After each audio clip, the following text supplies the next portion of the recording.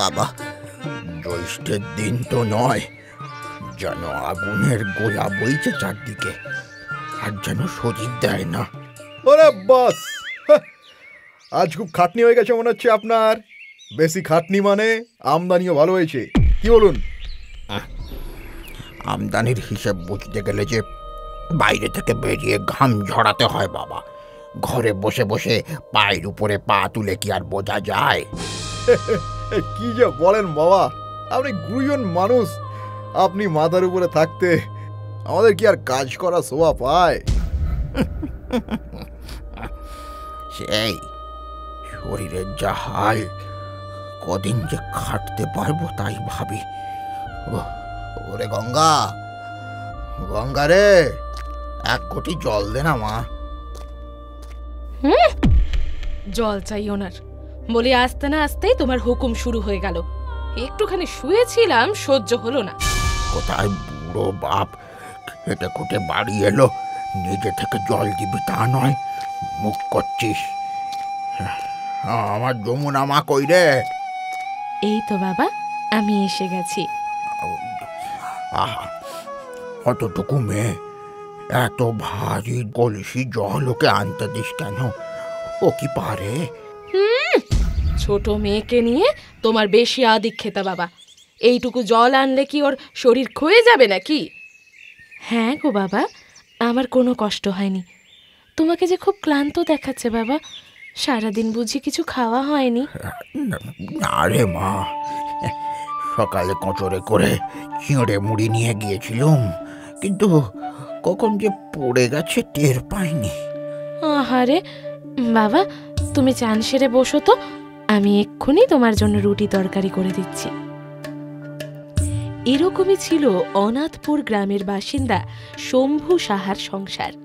স্ত্রী মারা যাওয়ার পর থেকে তার বড় মেয়ে গঙ্গা আর জামাই মাধব শম্ভুর বাড়িতেই থাকে। শুধু থাকে বললে ভুল হবে, কারণ মাধব কোনো কাজকর্ম করে না, আর শ্বশুরের রোজগারে পায়ের ওপর পা তুলে খায় আর ঘুমায়। অন্যদিকে গঙ্গা তার ছোট বোন যমুনাকে একটুও সহ্য করতে পারে না, দিন রাত তাকে খাটায়।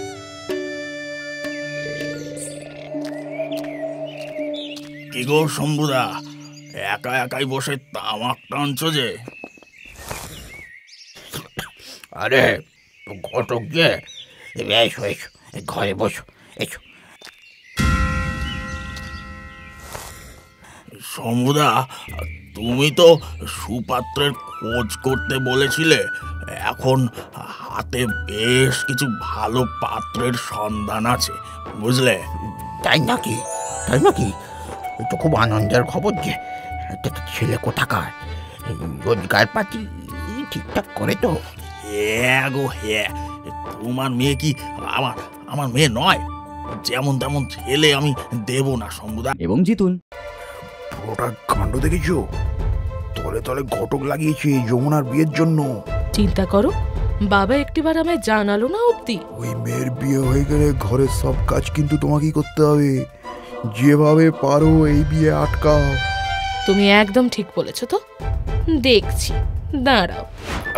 ঠিক আছে ঘটক, তাহলে ওই কথাই রইল। আমি তোমার খবর দেবো। হ্যাঁ, আমার মেয়ে পছন্দের তো একটা ব্যাপার রয়েছে। একদম শম্ভুদা, আমায় টুক করে খবর দিও, আমি চলে আসবো ক্ষণ। হ্যাঁ, এখন আসি তবে।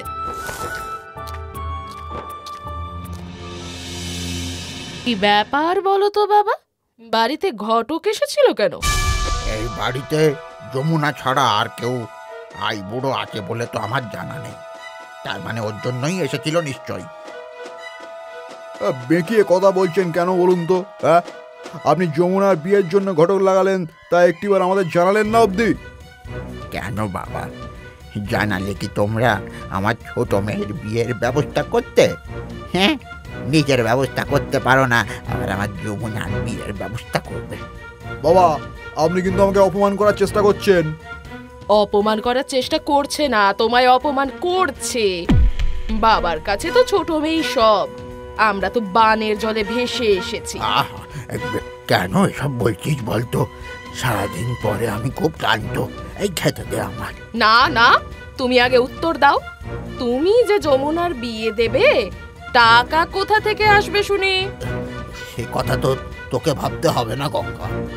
তোর বাবার এখনো জমি জমা রয়েছে, দরকার হলে সেইগুলো বেচে আমি যমুনার বিয়ে দেব। বেঁচে দেবেন মানে? হ্যাঁ, তাহলে আমাদের কি হবে? আমরা কি আঙুল চুষবো? আঙুল চুষবে কেন? এই যে আঙুলকে কাজে লাগিয়ে কাজ করবে, শ্বশুরের টাকায় ভরসা না করে নিজে রোজগার পাতি করো না। বাবা, তুমি কিন্তু ওকে অপমান করতে পারো না, ভালো হবে না বলে দিচ্ছি। আহ, সারাদিন পর এই অশান্তি আর ভাল লাগে না আমার। যমুনা, ও যমুনা, খেতে দে মা, খেতে দে, খেয়ে একটু শুই। হ্যাঁ বাবা, এসো, আমি খেতে দিচ্ছি।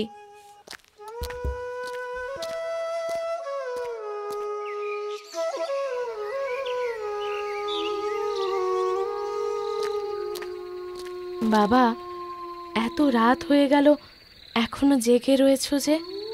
গঙ্গার মাধবের এরকম ব্যবহার দেখে মনটা বড় খারাপ লাগে রে মা। আমি বেঁচে থাকতে থাকতে তোর একটা গতি হলে মরেও শান্তি পেতাম। আহ বাবা, এইসব অশুভ কথা বলো না তো। দিন রাত অক্লান্ত পরিশ্রম করে তোমার শরীরটা কেমন খারাপ হয়েছে দেখেছো? এসব তো তোর জন্যই করা মা। তোর একটা ভালো বিয়ে দিতে না পারলে আমিও যে নিশ্চিন্ত হতে পারি না। আমার জন্য তোমায় এত কষ্ট করতে হবে না বাবা।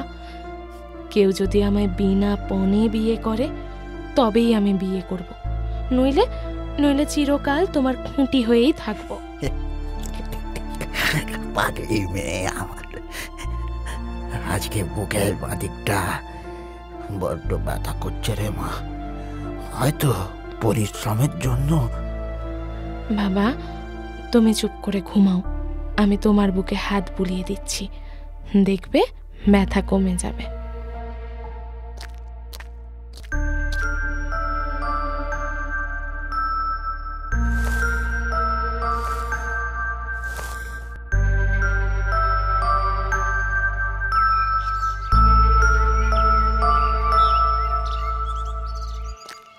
দেখেছো, দেখেছো বুড়োর কাণ্ড দেখেছো? সূর্যি মাথার উপরে উঠলো, এখনো গরু গাড়ি নিয়ে হাটে গেল না। আহ, তুমি আবার কিছু বলতে যেও না, উল্টে দেখবে তোমাকেই দুই কথা শুনিয়ে দেবে। আমি যাই, দেখি কি হলো।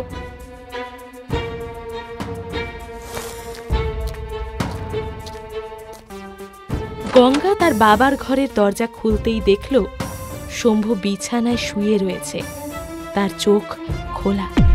গঙ্গা তাড়াতাড়ি ছুটে গিয়ে দেখল শম্ভুর দেহে প্রাণ নেই। সে চিৎকার করে উঠল, ওগো ওগো, দেখো দেখো কি সর্বনাশ হয়েছে! বাবা বাবা আমাদের ছেড়ে চলে গেছে গো। বাবা বাবা, কি হলো তোমার বাবা? এই তো কাল রাতে আমি বাবাকে ঘুমোতে দেখে নিজের ঘরে গেলাম। বাবা বাবা। বাবা, বুড়ো মানে বাবা তো মরে গেছে গো। জামাইবাবু, জামাইবাবু, আপনি গিয়ে ডাক্তার ডেকে আনুন না, আনুন না। আরে ধুর বোকা মেয়ে, দেখছো না তোমার বাবা মরে কাঠ হয়ে রয়েছে, ডাক্তার এসে কি করবে? ও বাবা গো, তুমি কেন আমাদের ছেড়ে চলে গেলে গো? এই যমুনা, যমুনা, তুমি গিয়ে মোড়ল মশাইকে ডেকে নিয়ে এসো তো, উনি না এলে তো দেহ শ্মশানে নিয়ে যাওয়া যাবে না। আপনি যান না জামাইবাবু, আমাকে একটু আমার বাবার কাছে থাকতে দিন। শেষবার বাবার কাছে একটু বসি। তাই বললে কি হয় বোন? যা না, গিয়ে মোড়ল বসাইকে ডেকে নিয়ে আয়। আমি তো আছি বাবার কাছে, যা তাড়াতাড়ি যা।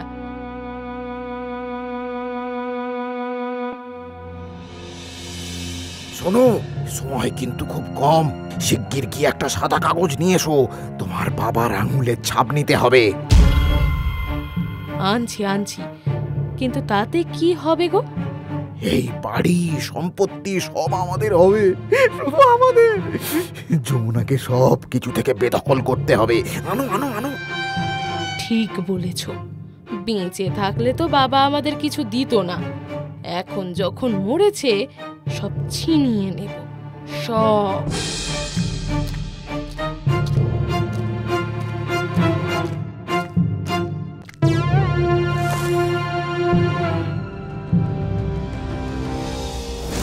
এরপর শম্ভুর দেহ দাহ করে সকলে যখন বাড়ি ফিরল, মোড়ল মশাইও তখন শম্ভুর বাড়ি ঢুকছেন। যমুনা বিষণ্ণ মনে ঘরে ঢুকতে যাবে, অমনি গঙ্গা আর মাধব তার পথ আগলে দাঁড়ালো। যমুনা অবাক হয়ে তাকাতেই গঙ্গা বলে উঠল, ওইদিকে কোথায় যাচ্ছিস যমুনা? তোর আর এই বাড়িতে জায়গা নেই। তার মানে এটা কি বলছিস দিদি? ঠিকই বলেছি যমুনা, বাবা মারা যাওয়ার আগে এই বাড়ি ঘর জমি জমা সব আমার নামে লিখে দিয়ে গেছে। হ্যাঁ, আর ওই যে গরুর গাড়িটা, শুধু ওটাই তোমায় দিয়ে গেছেন বাবা। এটা কি বলছো তোমরা? শম্ভু কেনই বা এরকম করবে?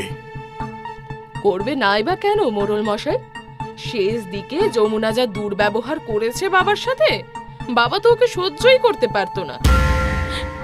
দিদি দিদি, এটা তুই কি বলছিস? বাবা তো সকালে। কি আর বলবো মোড়ল মশাই, শ্বশুর মশাই, এর সমস্ত যত্নআত্তি আমি আর গঙ্গাই তো করতাম।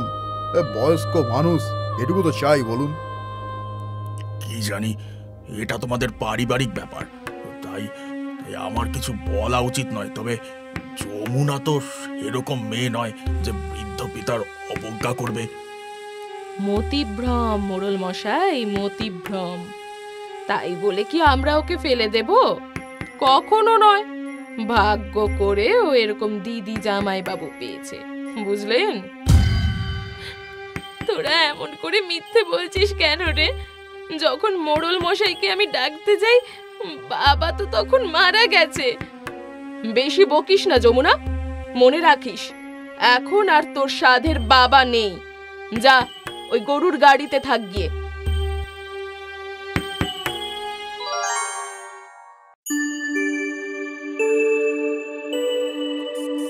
এরপর কেটে গেছে বেশ কিছুদিন। খুব আনন্দে দিন কাটছিল গঙ্গা আর মাধবের।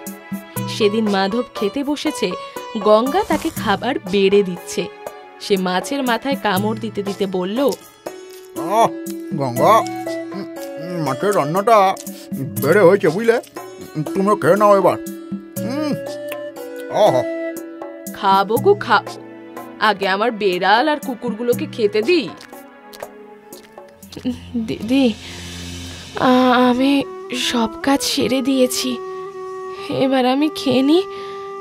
সকাল থেকে কিচ্ছুটি খাইনি। কাজ করে আমায় উদ্ধার করেছো, এবার গেল নে, এখানে কালকের ভাত আর ডাল রয়েছে, খেয়ে নে গিয়ে।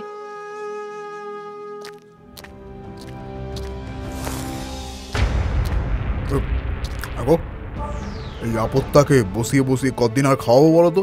আমিও তো সেই কথাই বলছি। আমি বলি কি, গরুর গাড়িটা নিয়ে ও বরং মাল আনা নেওয়া করুক, কি বলো? যমুনা কি আর গরুর গাড়ি চালাতে পারে যে মাল আনা নেওয়া করবে? পারে মানে খুব পারে। দিনের পর দিন ঘরের খেয়ে বনের মোষ তাড়াবে তা তো আর হতে পারে না। কাল থেকেই ও যাবে। যেমন কথা তেমনই কাজ। পরদিন থেকেই যমুনা গরুর গাড়ি নিয়ে হাটের পথে চলল। কখনো যাত্রী পরিবহন করা, কখনো বা কারুর মাল নিয়ে গঞ্জে পৌঁছে দেওয়া, এই কাজ করেই দিন কাটতে থাকলো যমুনার।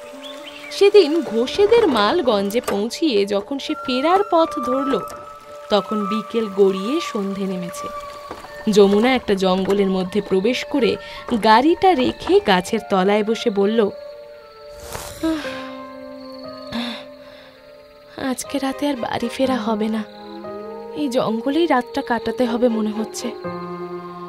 কিন্তু কিন্তু খাবো কি? খিদের জ্বালা যে আর সহ্য করতে পারছি না।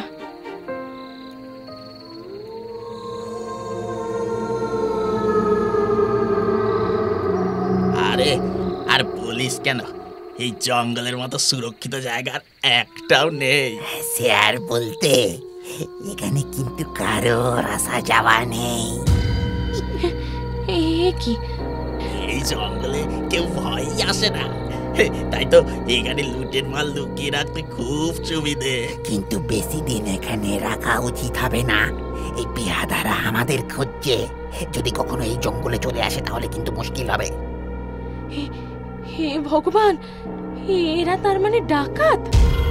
আমায় দেখতে পেলে তো কেটে ফেলবে।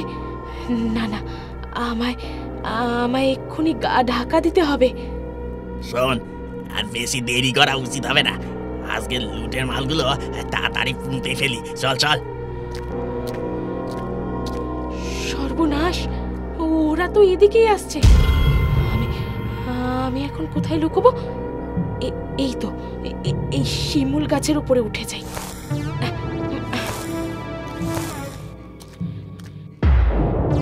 এই ভাই, ওই দেখ, একটা গরুর গাড়ি। এই জঙ্গলে গরুর গাড়ি কি করছে? হ্যাঁ, কেউ আমাদের পিছু নিয়েছে নাকি? হে ভগবান, এবার কি হবে? ওরা যদি আমায় ধরে ফেলে? আরে ধুর, হয়তো কোনো কাঠুরে জঙ্গলে এসেছিল, সন্ধে হতে ভয় পেয়ে পালিয়েছে। আমরা গৌর ডাকাতের দল, আমাদের ধরা অত সহজ নয়। তাই হবে, তাই হবে। হ্যাঁ, আজকে ডাকাতিটা কিন্তু জব্বর হয়েছে। সে তো হবেই ভাই। মনোহর সামন্ত এই অঞ্চলের সবচেয়ে ধনী ব্যবসায়ী, ওর বাড়ির মাল তো খাজা হবেই।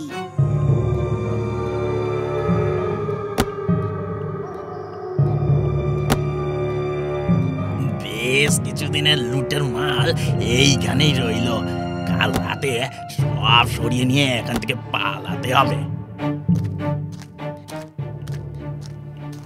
হে ভগবান, এরা যে কত লোকের সর্বনাশ করেছে তার ঠিক নেই। রাত কেটে ভোর হলো। ডাকাতরা চলে যেতেই যমুনা গাছ থেকে নেমে তার গরুর গাড়ি নিয়ে জঙ্গল থেকে বেরোতেই দেখলো একজন ব্যক্তি চিৎকার করে ঘোষণা করছে, শোনো শোনো শোনো, রঘুনাথপুরের ব্যবসায়ী মনোহর সামন্তের বাড়িতে কালকে ভয়ানক ডাকাতি হয়েছে। ডাকাত দল তাদের সর্বস্ব লুট করে নিয়ে চলে গেছে। যদি কেউ ডাকাতদেরকে কোথাও দেখে থাকো তাহলে শীঘ্রই তার বাড়িতে গিয়ে যোগাযোগ করো। সঠিক খবর দিতে পারলে তাকে পুরস্কৃত করা হবে। শোনো শোনো শোনো। এই তো সেই ব্যবসায়ীর নাম বলল যার কথা কালকে ডাকাতরা বলছিল। আমায় এক্ষুনি ওনার বাড়িতে গিয়ে সব জানাতে হবে।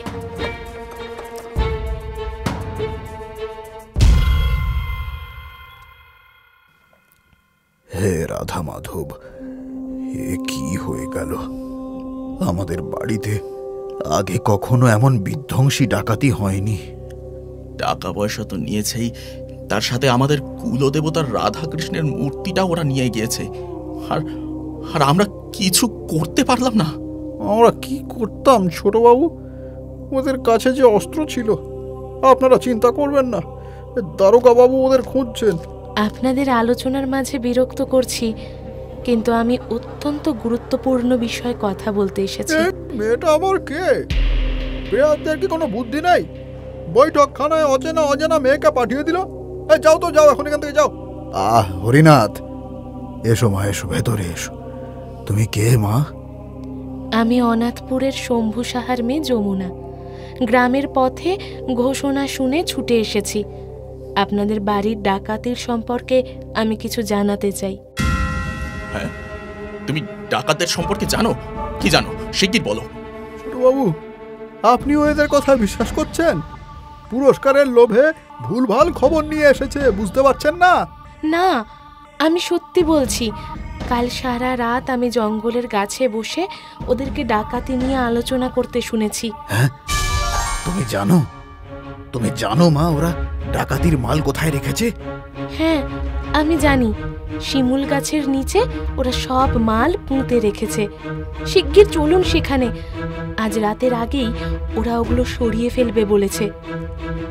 যমুনার কথা মতো মনোহর, অর্জুন আর হরিনাথ জঙ্গলের উদ্দেশ্যে রওনা দিল। সেই প্রকাণ্ড জঙ্গলে ঢুকে যমুনা ওদেরকে সেই গাছের কাছে নিয়ে যেতে থাকলো। কিন্তু জঙ্গলের মধ্যে অনেক শিমুল গাছ, আর তাদের দেখতেও একই রকম। হরিনাথ বলে উঠল, এখানে তো অজস্র শিমুল গাছ রয়েছে। কোন গাছের নিচে সেই ডাকাতির মাল রয়েছে সেটা বলো। এই গাছটা। না না, ওই যে ওই গাছটা। সব গাছগুলোই তো একরকম লাগছে। আমি বলেছিলাম, এই জন্যই আমি বলেছিলাম কর্তা, এই মেয়ে মিছে কথা কইছে, আপনারা বুঝতে পারছেন না? হরিনাথ, মা তুমি ভালো করে মনে করো, কোন শিমুল গাছের তলায় রয়েছে সেই সম্পদ, মনে করো।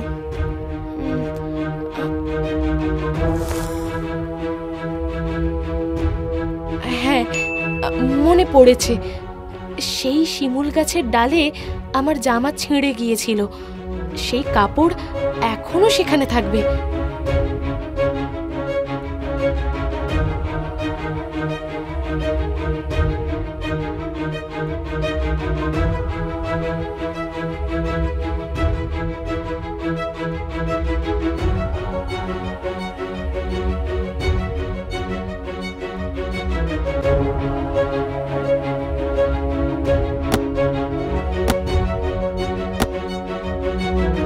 আরে এই তো আমার কুলদেবতার মূর্তি। হে ভগবান, তোমায় শত কোটি ধন্যবাদ। মা এসব তোমার জন্যই সম্ভব হয়েছে মা। সত্যি সত্যি যমুনা, আজ তোমার সাহসিকতার জন্য কত লোকের লুণ্ঠিত মাল উদ্ধার হলো। তোমায় আমরা যে কি বলে ধন্যবাদ দেব। শুধু ধন্যবাদ নয় অর্জুন, মা তুমি কি চাও বলো? সোনা দানা টাকা পয়সা, তুমি যা চাইবে আমি তাই দেব। আমার কিছু চাই না বাবু, আপনি শুধু এই ডাকাতির মালগুলো সঠিক মালিকদের কাছে পৌঁছে দিন। এত নির্লোভ, এত স্বার্থহীন মানুষ তুমি কোথায় থাকো মা? এই জঙ্গলে রাতে তুমি কি করছিলে?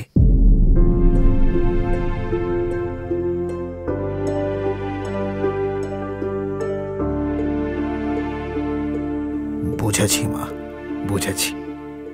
তোমার দিদি জামাইবাবু তোমায় ঠকিয়েছে। তুমি আমার সঙ্গে চলো মা। কিন্তু কেন? আমি ব্যবসায়ী, টাকা পয়সা কোনো কিছুরই অভাব নেই। আজ বহুদিন ধরে আমার ছেলে অর্জুনের জন্য সুপাত্রী খুঁজছি, কিন্তু আজ তোমাকে দেখে মনে হয় সেই খোঁজ শেষ হয়েছে। বহু মেয়ে আমি দেখেছি, কিন্তু সকলেই আমার ছেলেকে নয়, আমার ছেলের সম্পত্তিকে বিয়ে করতে চেয়েছে। আজ প্রথম এমন কোনো মেয়েকে দেখলাম যে এতটা নির্লোভ।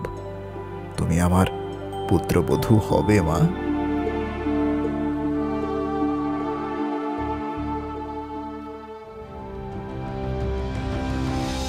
এরপরেই যমুনার সাথে অর্জুনের শুভ বিবাহ সম্পন্ন হয়ে যায়।